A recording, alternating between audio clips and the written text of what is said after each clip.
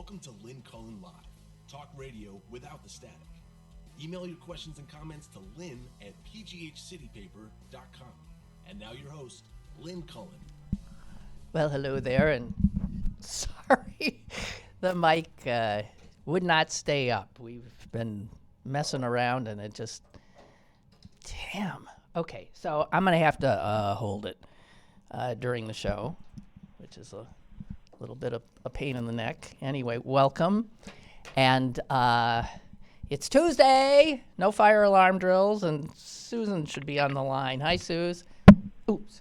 Hi, I've been listening to you grunting and groaning and complaining over there. What's going on? We can't, the mic won't stay up. It's. You got a limp mic? I got a real limp mic. It's been, and we just took it out of the, contraption it's in, and I'm going to hold it, which is a pain in the neck, but here I am. Now I can see. Okay, Huh? okay. Okay. Now I can see. Okay, Yeah. so I'm holding it. Anyway, geez, where to start? Let me start with this because I found this fascinating.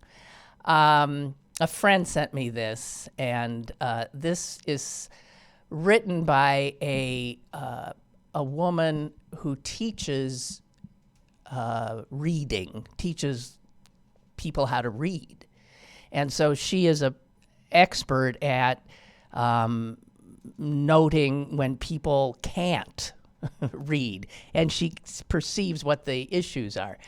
Anyway, this brings us to Trump's wonderful, July 4th. Right. It was the teleprompter's fault. Yes. Yes, and it was the teleprompter's fault. And here's what this woman says, and this makes so much sense. She goes on, and I'm not going to do the whole thing. She says this. Again, this is a reading teacher. Donald Trump does not read well. Like most of the students I work with, he avoids reading, both because he wants to avoid being embarrassed and because reading costs him a lot more mental energy than it does for a proficient reader. We know from lots of different reports that his staff does not give him anything long or complex to read because of this avoidance. Okay, so right there, she's just zeroing in on the fact, things we know. He doesn't want to read, right? Well, and he also always goes off script. Right, but she says she thinks he's somewhat illiterate in that he doesn't. That's not saying he's stupid. There's something that he's a non-reader. There's some disability there that keeps him from being a proficient reader. Yeah, I think that everybody's seemed. Haven't you always thought that? Yeah, there's something, right? But she just lays it out. She says, so given that we know he doesn't want to read, he never reads. Things are dumbed down for him. He likes graphics and things that are readily, So she says, when Trump does have to read something out loud, it is clear that he is not processing the meaning of what he is saying. For a struggling reader, all the concentration goes into simply pronouncing the words out loud and simultaneously processing the meaning of the words is very difficult. We see this when he's giving a prepared speech and mispronounces a word in a way that makes no sense. A proficient reader would immediately stop and self-correct. Trump does not, because he's not processing what he is saying. There are times when he reacts to a line in his speech like he hasn't heard it before. He noticeably stops and inserts a comment of his own before going back to the reading. He does not know how to gracefully glide between reading and impromptu speaking, since reading is so unnatural for him. And then she goes through the the whole thing, the ram parts, and she's sort of dissecting what probably was going on in his brain. And she said the speech she was giving made heavy use of language from the Star-Spangled Banner, ramparts and such. And for many struggling readers, this would be helpful since it would rely on familiar chunks of language that would reduce the mental load of having to read. However, we've seen that Trump does not know the words to the anthem. That is true, too. He has tried it wasn't that big a help. He has tried and failed to sing along with it, but couldn't fake it very well. And she can tell where she thinks he lost his place. And then she can tell exactly when he found it again. And I mean, this article goes, I just dissects the speech. And she ends it with this. My kiddos, I guess those are the kids she teaches, who are in similar situations have a hard time. I and their other teachers have to work really hard to help them learn strategies to overcome these difficulties with the way they process written text. It requires just as much hard work on the kids' part. I strongly suspect that Donald Trump never went through this process and remains in a not fully literate state. Usually we're afraid that someone who graduates with this level of reading ability will have very limited career prospects in the future. Okay, so I think that makes some sense, doesn't it? Oh, yeah. Yeah. I think it makes more than some sense. I think it just plain old makes sense. Uh-huh. Yeah. And as I said, she goes into a lot of detail about how he took over the airports. I mean, she's having worked with students who struggle like she suspects he does. Yeah. So,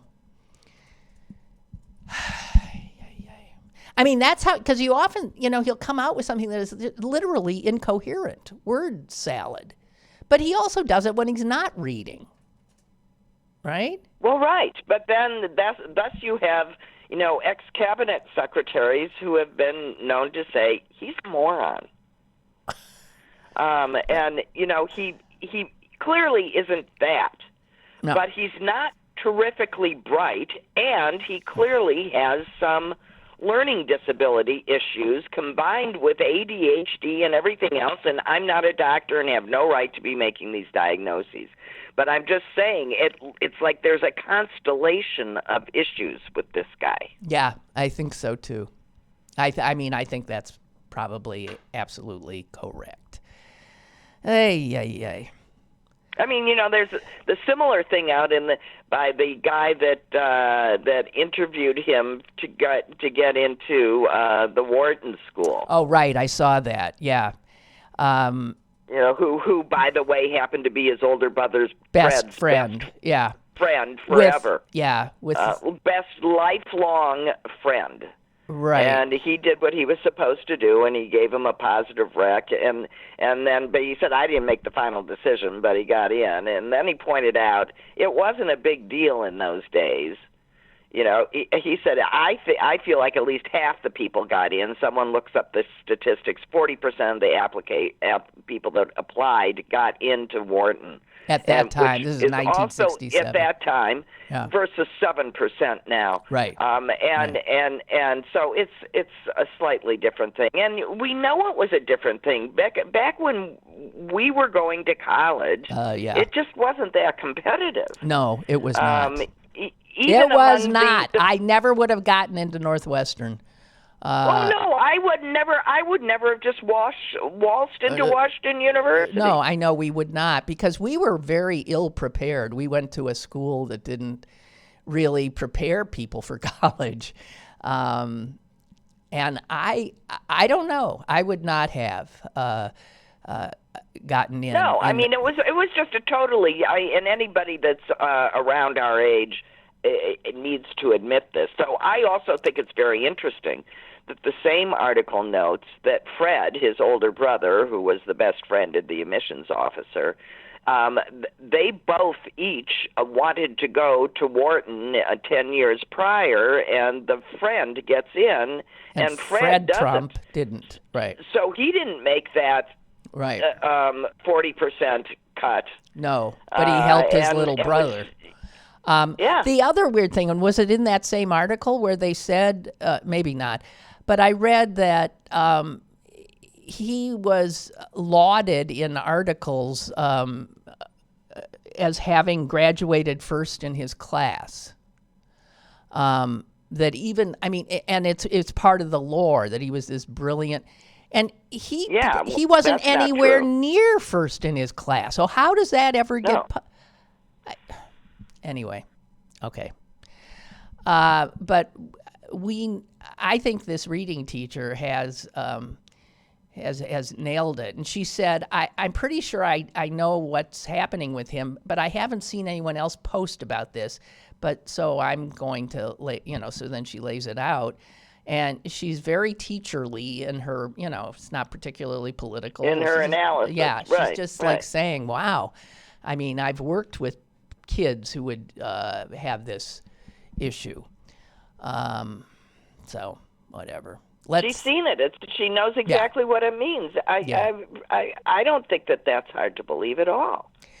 Well, I mean, it's like people find these educational issues, that there's actually something to know, and that there's actually something to teach.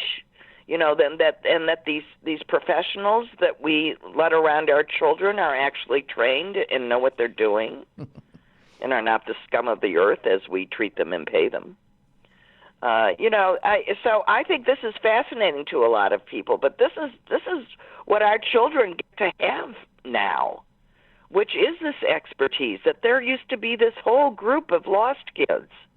Right, who had reading anymore. issues. Right, who were judged to be stupid and then, and weren't. Right, and even if we haven't figured out exactly what their particular processing issue is, we still have ways of dealing with it. And most of all, we acknowledge that it exists, and it's not something that is somehow the child's fault, which these kids also used to bear the burden of. Right. Feeling stupid. I mean, I think there's a reason why our president is always boasting about how smart he is. Yeah. And it's because the same thing that this reading teacher is discussing has made him feel most stupid all of his life. Right. Yeah, exactly. He protests too much. So the fact that I can so understand insecure. how this big, noisy, dangerous bully got to be this way doesn't mean I forgive him, but there are definite reasons why he's this way. Oh, sure. Absolutely. Not that we're trying to drum up any sympathy for him. We're just trying to understand. Jeez. So no, you know what? Because the people around him should never have allowed him to bull his way into this.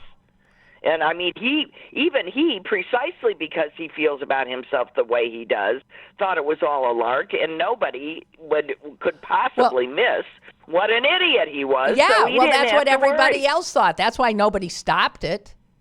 Well, he thought he wasn't going to win. What they underestimated was that all along. He knows himself. He knows what he can't do. He thought it was patently obvious. Well, then he unmasked the stupidity, gullibility, and just plain, lack of seriousness of a large part of the American electorate. God. Okay. What bothers me more is the reaction of that self-same electorate. Yeah. Who, with all the evidence now in front of them, and most of them willing still to admit that, he's pretty defective, all right. But then they go right back and say, but look at this and look at that, and I believe in this and I believe in that. So I'm going. And the fact that the country is broken now, that's collateral damage. I don't get this. No, I don't get it either.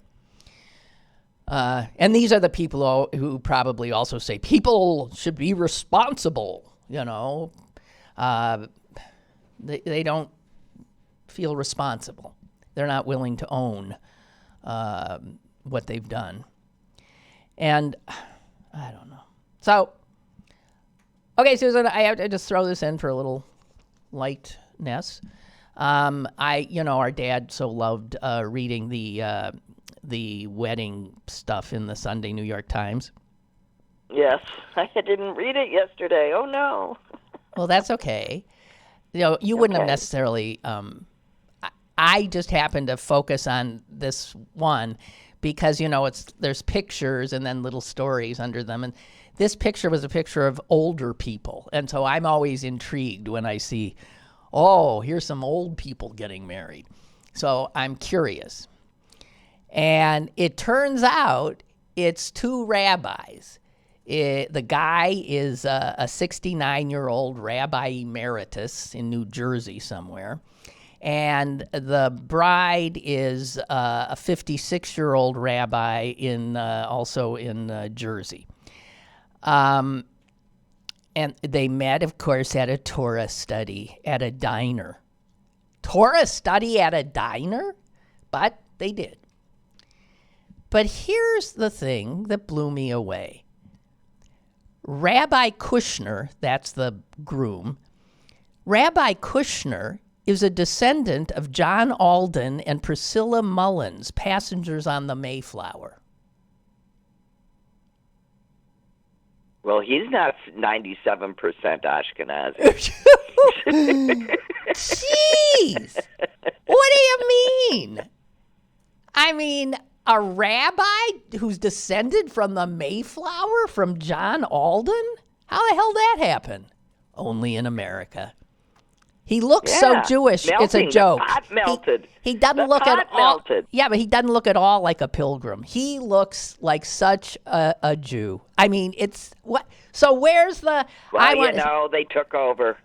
They married into the family, and then it was ruined, and that line that of was the family end of it. Was Jewish. I'm sure all the other. And then they got more, and then they stopped intermarrying, and Kushner might actually be like 87% by now. You never know. You don't know. He definitely looks like looks more Jewish than the bride. But I got to tell you this. It's, they always say, so here's the next paragraph. After we find out that he's descended from the Mayflower. Right, that if he were a woman, he could have been what's the Association of Disobedient? Yeah, the Daughters of the the DAR? Revolution, but that's different. That's different. DAR is different than I came over on the Mayflower. My people came over on the Mayflower. And I've never heard of a Jew being able to make that statement. So this is funny. But listen to the next one. The bride's previous marriage ended in divorce. I wonder why they always have to say that, because it always, seems, like she's tainted goods. But then this, as did the groom's previous three marriages. Three marriages. So this is the Mayflower Rabbi Kushner's fourth marriage. Now I ask you. Is Rabbi Kushner reform? Probably. Well, how would you He's marry? got a zipper problem. No, but I just want to know, would you marry a guy who has been married? No, but I've had this conversation for many times. From the day that I, to no one's amazement, accidentally put my foot in my mouth because I was I was out to dinner with my daughter and her college roommate when they first met, and it was right around the time that all of Eric's and my friends seemed to be divorcing, and I was bemoaning the fact that when the last kid goes to college, the father seems to disappear at this dinner. And I looked at Eric and I said, "And you going anywhere?" And he said, "No, I'm not." And then the roommate says to me, "Well, what would you say about a man that's been married 5 times?" And I'm thinking, Her father must have been married 5 times. So I just said he's an optimist. Good comeback, Suze. Good save. He's an optimist.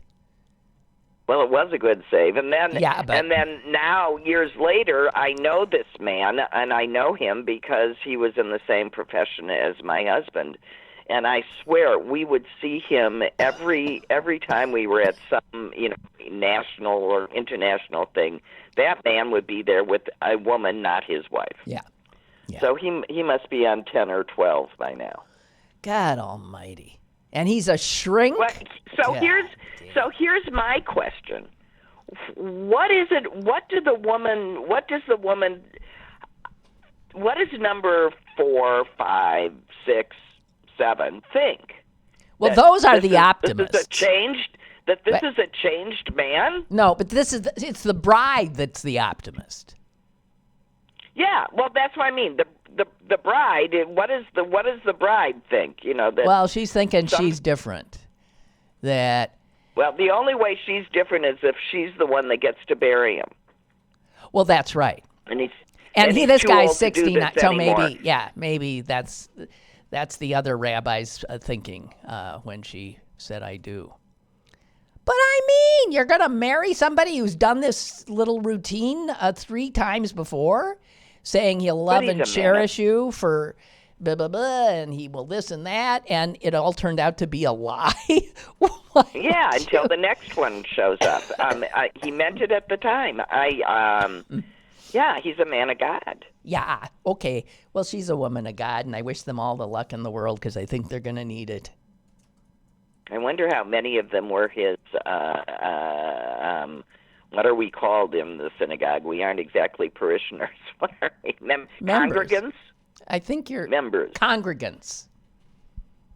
I wonder what his congregants... Remember, we're No, he's an emeritus rabbi now, so he probably doesn't have a, pretty young to be emeritus. Maybe 69? He had to retire. I don't know. Okay, I don't know this man. I am besmirching his character. We're just saying. But good luck, Connie. Yeah, good luck, Liana, Rabbi Liana Morit, because she's marrying this Mayflower guy who, geez, I don't know. So, you read, that's why Dad liked reading this stuff. He would have had a big laugh over He would have that. been giggling about that one for 3 days. Yes, he would have. I've been tittering a bit myself. Right, because it's Tuesday and you must have read it on Sunday, right? Right. Excuse me, I am really... Really? Is it not beautiful there yet? Yes, it is. It's beautiful, but something else is in the air too. I don't know what. You were speaking about all the week there, or was last week furry week, or is this furry week? No, furry week was last week. And I just don't get how they were here for 4 days. They're always here from like Thursday to Sunday. And Susan, it was 110 degrees, dew point up in the 70s, 80s. It was and they're walking around in fur costumes. And they've got these fur costumes on. I mean, what I don't get is why don't they hold their, wouldn't you do it in a cooler time, like the winter? I don't know how they can stand it. They do a parade. They're not dropping dead left and right. I don't know. But yeah, we do. We welcome them. I didn't see any this year. I don't know. Why was that? Because I wasn't down here. Because Thursday was the 4th and Friday I took off. And so I never saw one of them. That's a first. So. Wow. How jaded you've become. Yeah. No, around here, everybody's jaded. Nobody even looks. Hey, man, we are so cool here in Pittsburgh. I mean, I bet in any other city where you were standing at a stoplight and then you notice the guy standing next to you had a 6-foot tail coming out of his butt, you would look. You would like stare, right? Here, nobody even, not even a double take. Just beyond belief. Oh, so, all right. Did you watch? I mean, I'm not into soccer, but did you watch the women?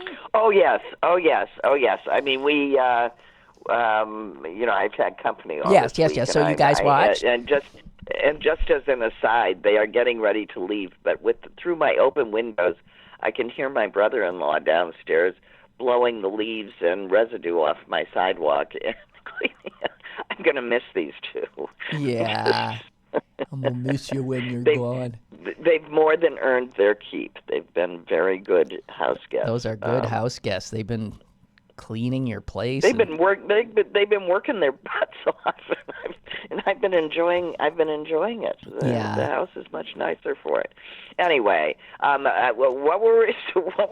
Well, the soccer, and the soccer pick. So they were here. So yes, we all sat there and watched, and I was so happy when they just scored and then scored again. I thought, okay, now I can relax. Right, exactly.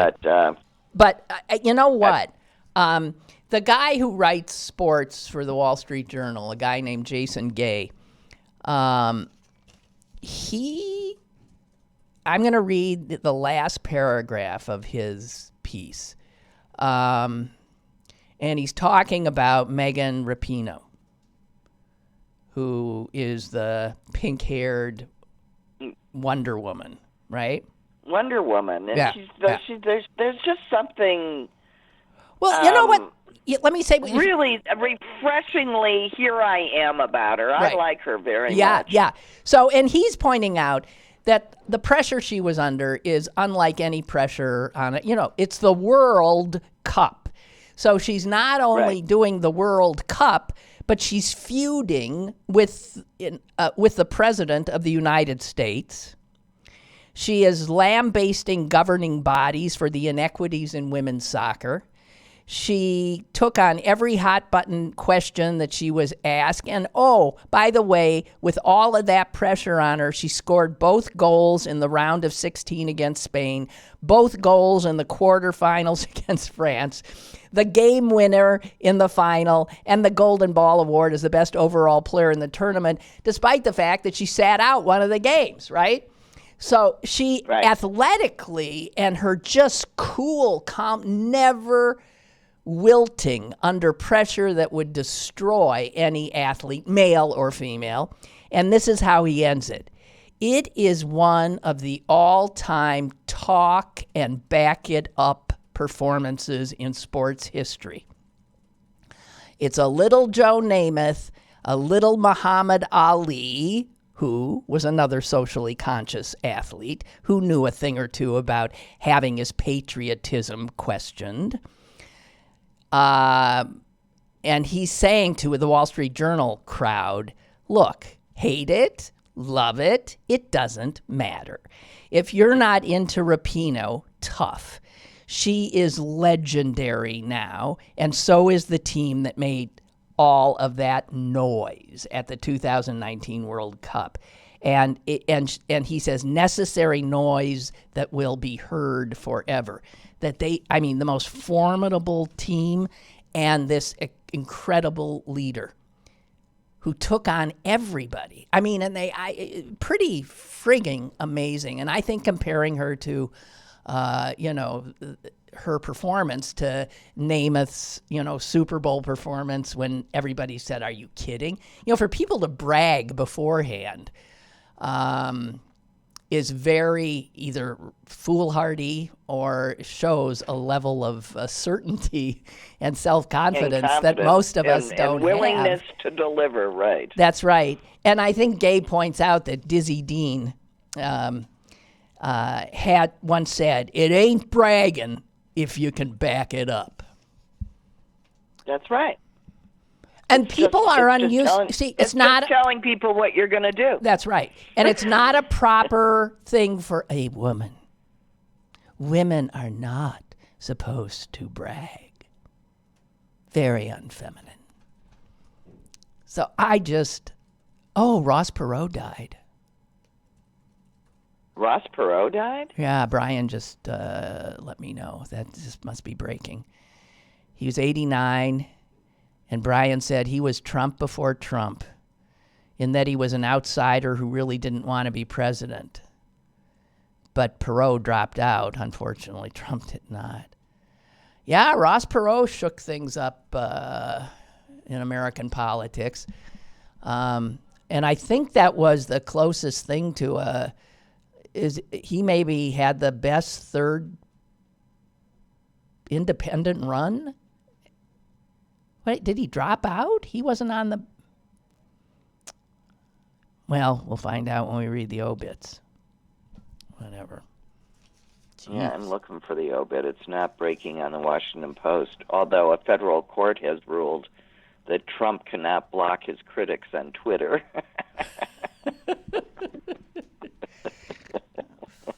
On a happier note. Oh, dear God in heaven. Well, you know, he made his mark, Ross did, and he lived a nice long life, so yeah, may he rest in peace. Yeah. And I want to raise a glass to Representative Eric Swalwell, who is the first of the Democratic contenders for the nomination who has drop out. voluntarily left.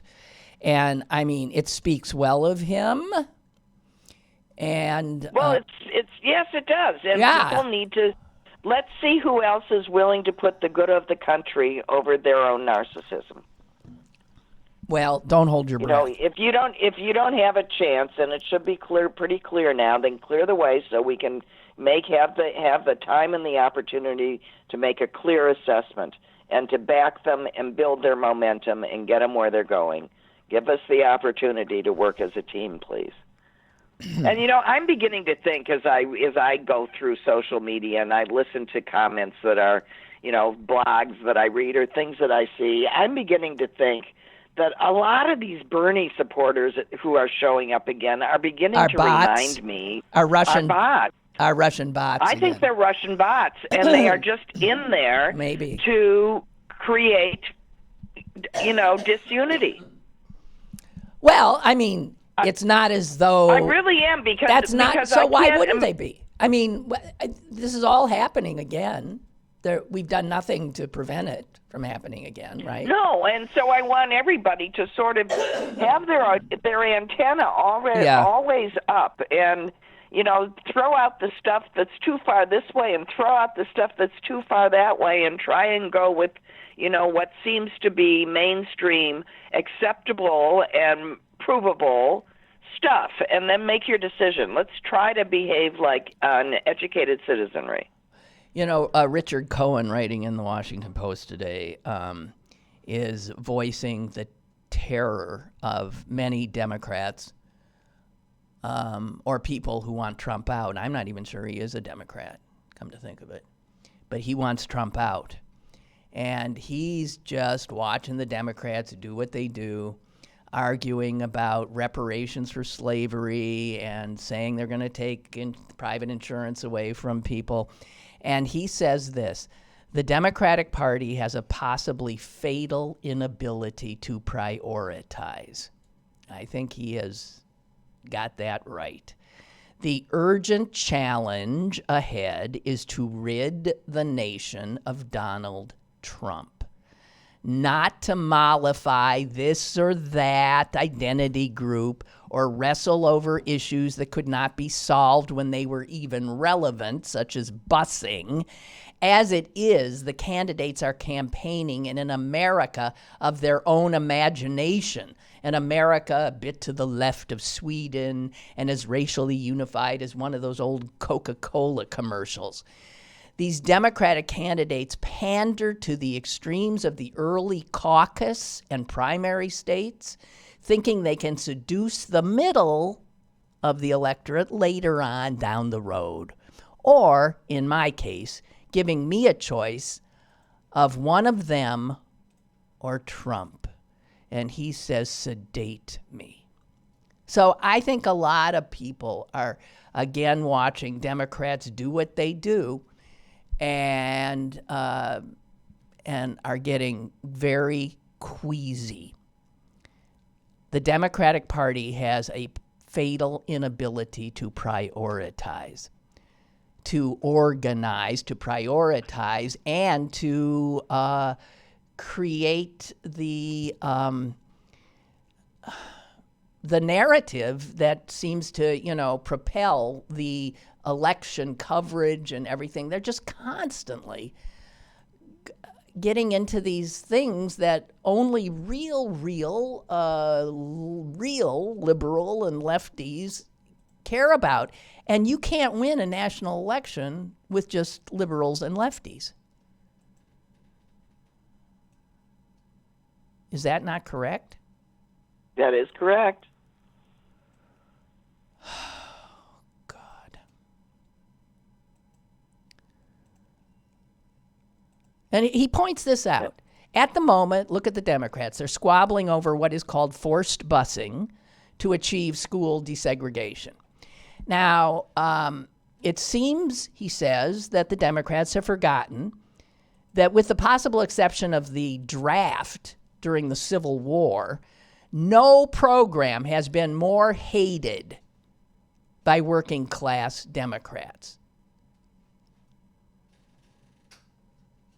That's how we started to, right? And so what are we even talking about? But it was how Kamala Harris went after, tried to knock Biden out, and now we're talking about busing?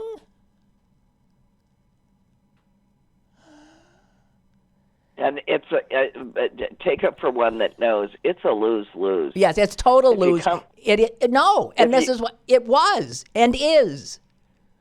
It was and is. Harris's exhumation of busing was greeted over at Fox News with the delirium usually reserved for striking oil in one's backyard. They love this stuff. They love this stuff. Well, we all gotta keep our eye on the prize. He's right, and that's what I keep saying. I mean, that's all. That's my only comment these days. Yeah. Well, it just doesn't matter. Let it all shake out. Let's vote for whoever isn't Trump.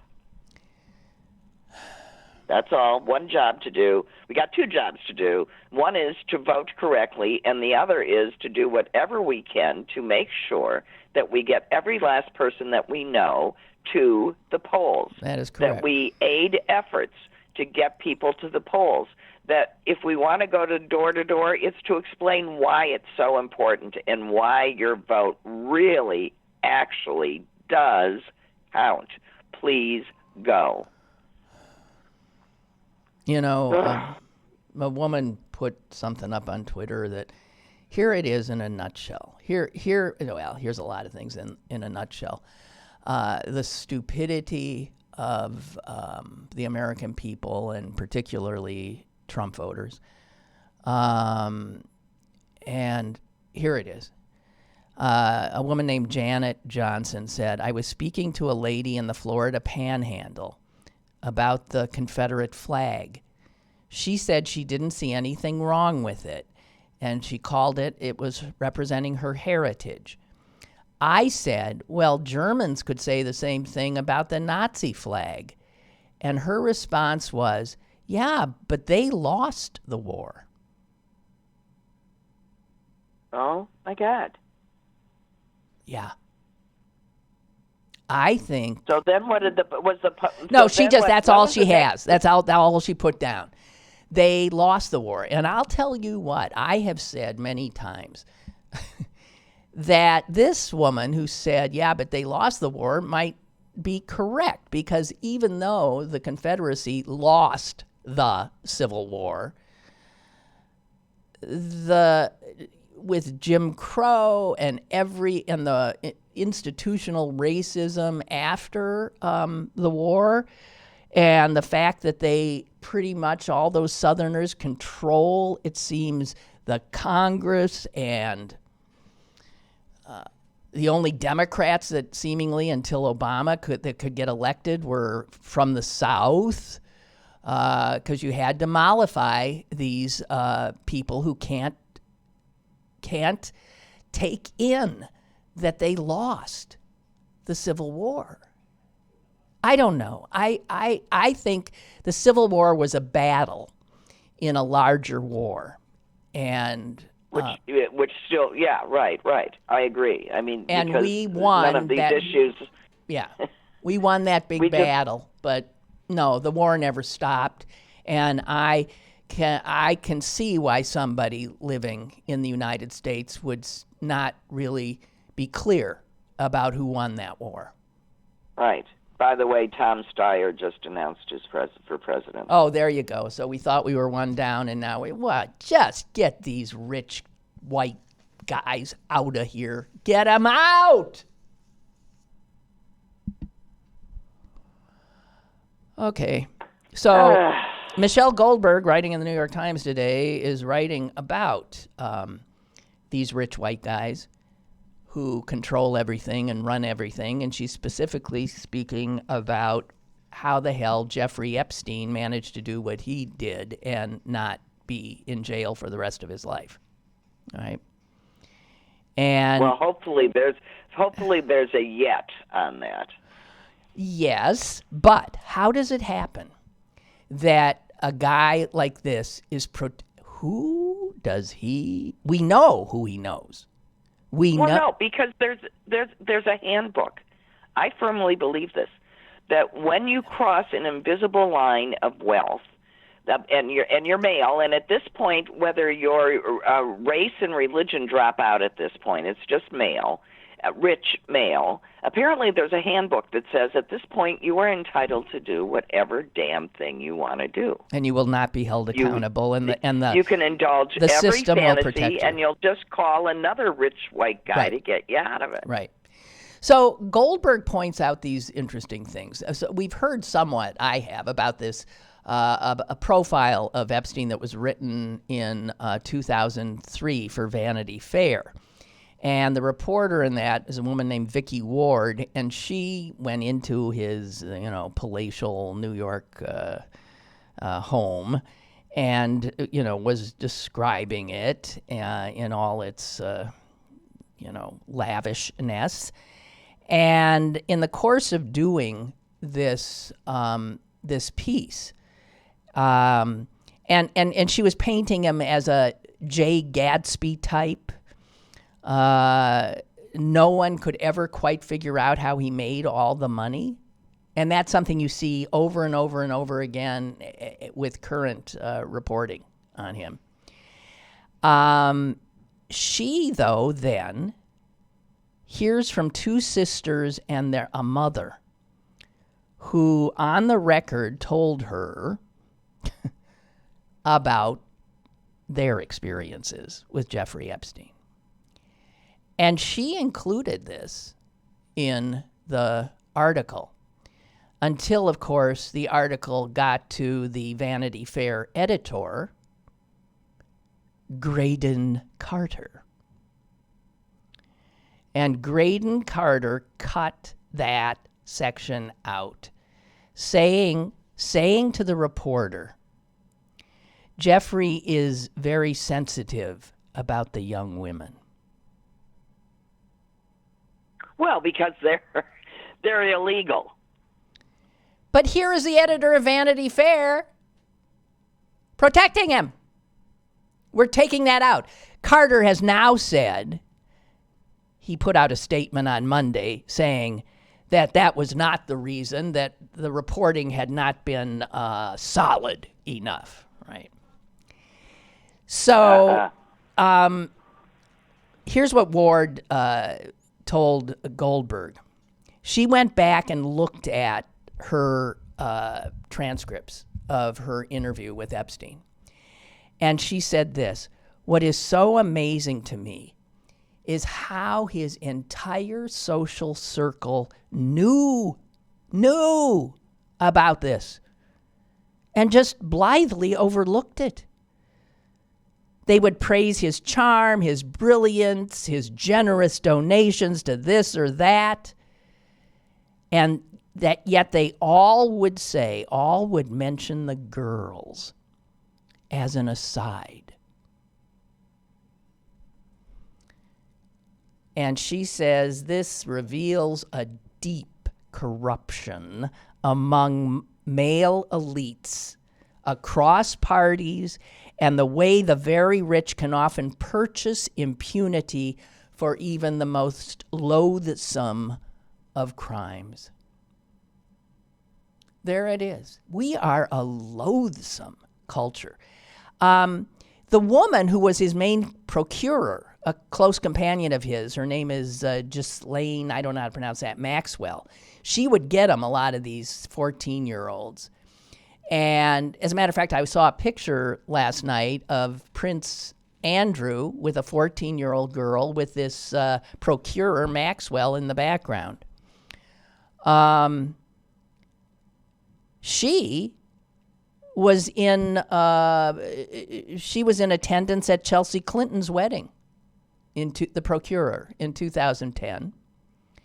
And listen to this. She's the pal of Bill's. Following the arrest on Saturday, Nancy Pelosi's daughter, Christine, tweeted this.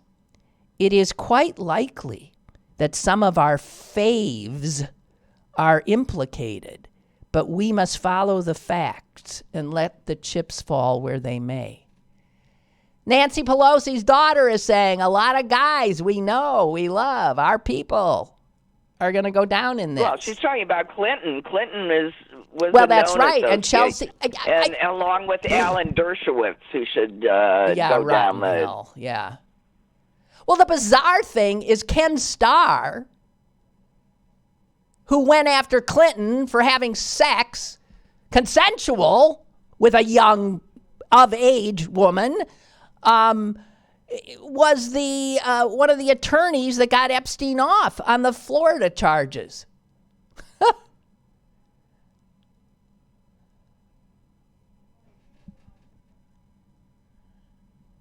And then it's just beyond belief. And then it says, after Epstein served his time, yes, really tough time he served, he had to register as a sex offender. Inexplicably, the Manhattan DA's office, under Cyrus Vance Jr., asked a judge to downgrade Epstein's sex offender status from level 3, which is the most serious, to level 1, the least. The judge was stunned and refused and told Cyrus Vance, I am a little overwhelmed because I have never seen a prosecutor's office do anything like this. So we're talking about the protection of these people. And party has nothing to do with. Cyrus Vance Jr. is a Democrat. Bill Clinton's a Democrat. Donald Trump, another pal. It's rich is the party they belong to. Rich. So if Joe Biden somehow gets this nomination, what are we going to do with his only surviving son? Do you know about him? Oh, dear. Yeah, who has substance abuse problems, which give him all sorts of other problems. Oh, my God. He is not the weirdest about was, having an affair with the other one's No, widow. But that was her doing, too. Yeah. But then he left her. Listen to what I've got here on him. Now he allegedly has a 10-month-old love child in Arkansas that he will not recognize as his own. A woman named London Roberts, 28 years old, wants a court to establish that the boy's father is Hunter Biden, and to compel him to pay child support. The suit was filed 2 weeks after Hunter, who is 49, married South African therapist Melissa Cohen. Cohen and Hunter had known each other all of 10 days. The child was born last August while Hunter was dating the wife, the widow of his late brother, Beau. Wait a minute. What happened to the wife? Haley Biden? They were an item from... No. What? No. The South African that he married after 10 days. They're still married. That would have been okay. just recently. I'm getting the timeline mixed up. Yeah, well, okay. yeah, okay. So he was with his sister-in-law when he fathered the child from 2015 to 2017, and then he fathered a child, and then he married this woman he knew for all of 10 days, and then other one. And then he has dealings in where? Hungary and other places that are sordid. I mean, do we want this? I don't have to get to the kid not to want Biden. Yeah, well, right. I've said it before, I'll say it again. He's washed out of the presidential field more times than I can count over a period of years so long that I suggest that he might really be too old for 4 more years after 2 years. And he was disqualified from each one of them for various reasons. Why now do we suddenly not have anyone better? I refuse to believe that. I do too. I think he's a lovely, affable, mistake-ridden buffoon that it was a perfect, beautiful, photogenic foil to Obama. Well, I don't think he's a buffoon, Susan. Well, he says lots of strange things. Yeah, Lynn. Yeah, but he also, whatever. I don't know, but no, I think he's a nice well-meaning, good guy. I don't want to take that away from him. I think there are better presidential options. I do too. So, what do you think about the principal down there in Palm Beach? Oh, there isn't a Holocaust. That's up for debate. Here's what he wrote to a parent. These are the exact words. I can't say the Holocaust is a factual historical event because I'm not in a position to do so. I do allow information about the Holocaust to be presented, and I allow students and parents to make decisions about it accordingly. I do the same with information about slavery. So slavery is also something that he can't be sure happened? Well, if he can't personally verify it because he wasn't there, then he can't be sure it happened. He's been reassigned. I don't know why he hasn't been fired. He does not belong in education. By the way, I just want to throw this little factoid out there. Illegal immigrants usually have fake Social Security cards so they can work, correct? Mm-hmm. Their employers pay the taxes on those numbers, and the government puts the money into a fund, which usually remains unclaimed. And they estimate that earnings by unauthorized immigrants result in a net positive effect on Social Security financial status generally, and that this effect contributed roughly $12 billion to the cash flow of the program for 2010. In just 1 year? Yes. I'm just putting that out there. That's an important piece of information. Reality. For people to put in their pipes whilst smoking them. Yeah. Okay, well, that was a little factoid. Now, I've got a little quote that I found especially compelling given our current penchant for not wanting to hear anything we don't agree with. Wait a minute, I have to put my finger in my ears. Why? What? Because you might say something. Oh, I got it. I'm sorry. Okay, here. No, I think you'll agree with this. Okay. It's a guy, I don't know who he is, named Dudley Malone, and he said, "I have never in my life learned anything from anybody who agreed with me."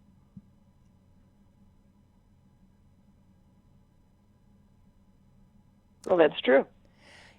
It's true in how I know he's saying. I mean, we can agree on things and still learn from each other, but what he's saying is learn from each you other. can't you can't learn anything new by just listening to people who parrot what you already think you know or believe or whatever. You only learn by, getting out of your comfort zone. By putting in new information. Yeah.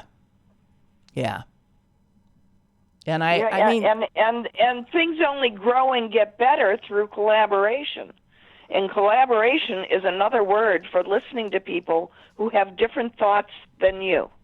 No collaboration, no collusion. Sorry. That was a little mental spasm. It's like you have Tourette's. What? And instead of saying fuck, you say no collusion.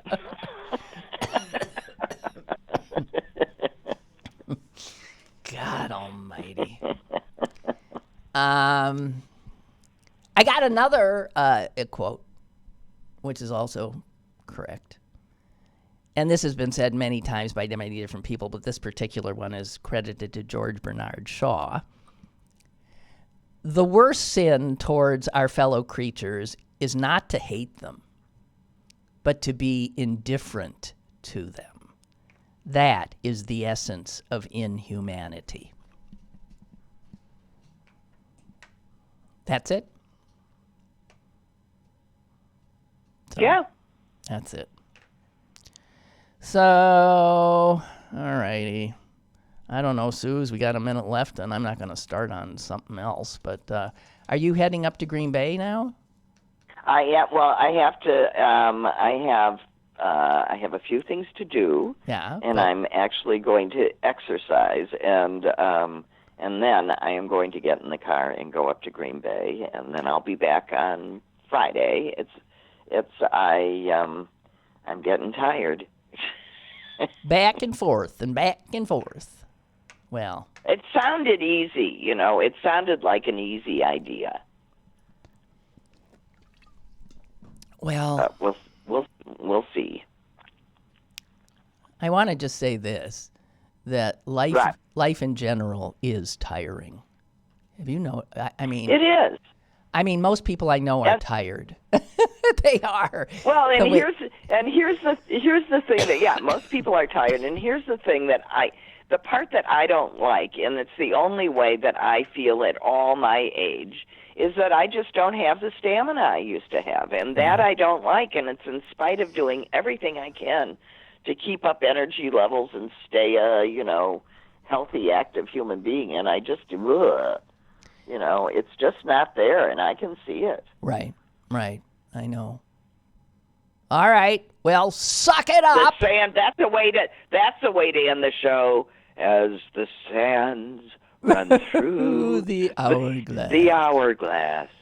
So goes our lives. No, what is that was quote? That, as the world so turns do the or something? No. The sands of the I don't know. So are the days of our it's the days of our lives, because days that was of our lives. The days of our lives. All right, Susan, do not waste time. It is the thing most precious. TikTok. Okay. All right, safe travels. Thank you. Bye. Okay, bye. And folks, we'll be back tomorrow, and Ryan Dito is going to join us on Wednesdays for about 15-20 minutes, because he's just a fount of interesting stuff and information. So he'll be stopping by tomorrow. And boy, do I have something I want to talk to him about. Actually, two things. And they're different than things we normally talk about. Okay? So, my parking is about to expire. Okay, bye.